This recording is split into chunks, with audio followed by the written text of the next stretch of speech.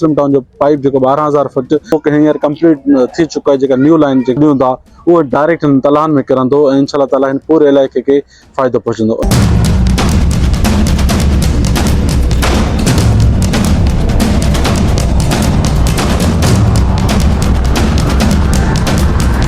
Road भी ठहिया आहिनि, ॿिया कम बि इलाही सीसी ब्लॉक ड्रेनेज, पर हिते घणी जेका हिन मुस्लिम टाउन में माण्हुनि खे जेका ज़रूरत हुई सिर्फ़ु घणी पाणी जी हुई।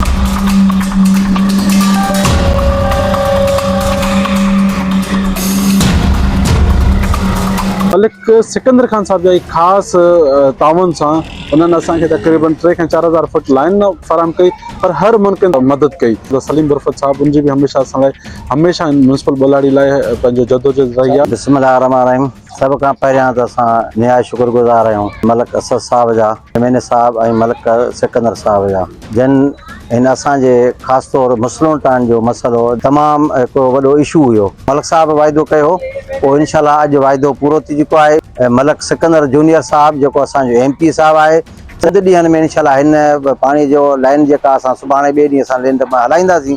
हींअर कम रिपेयरिंग हले पई।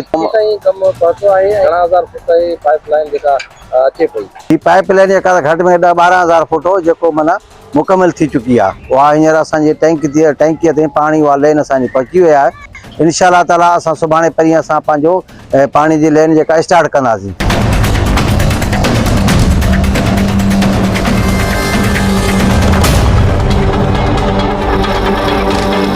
साहब की तरफा म्यूनसिपल बोलाड़ी में फोकल पर्सन तौर रखिया विया आहियो। ॿुधण में अचे पियो त चेयरमैन म्यूनसिपल बोलाड़ी रेस फकीरा खोसो साहब ऐं वाइस चेयरमैन रेस मंथार ख़ासकली साहब ऐं गॾोगॾु तव्हांजो खोड़ सारियूं महिनतूं आहिनि मुस्लिम टाउन जे पाणीअ जे मसइले ते। थोरो आगाह कजो त पाइपलाइन केतिरो आहे ऐं घणा फुट पाइप अचे पियो हिन म्यूनसिपल जे लाइ, ऐं गॾोगॾु हिन मुस्लिम टाउन जे लाइ वधीक कहिड़ा पैकेजिस आहिनि। सभ खां पहिरियां वॾी महिरबानी।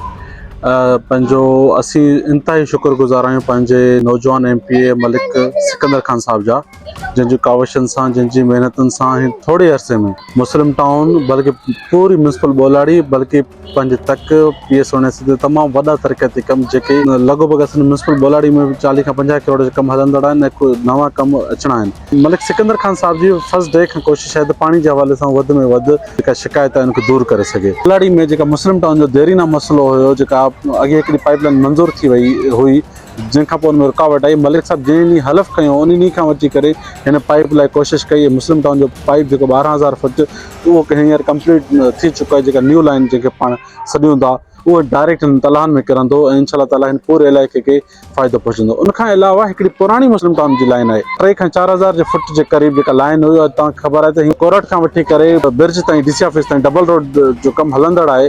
उन दौरान उहो जेका लाइन उहा डैमेज थी तबाह थी चुकी हुई। हिन ते मलिक सिकंदर खान साहब जी ख़ासि ताउन सां उन्हनि असांखे तक़रीबन 3 खां 4,000 फुट लाइन फराहम कई, पर हर मुमकिन मदद कई, जंहिंमें उहो किरास हुजनि, ॾींहं जो राति जो।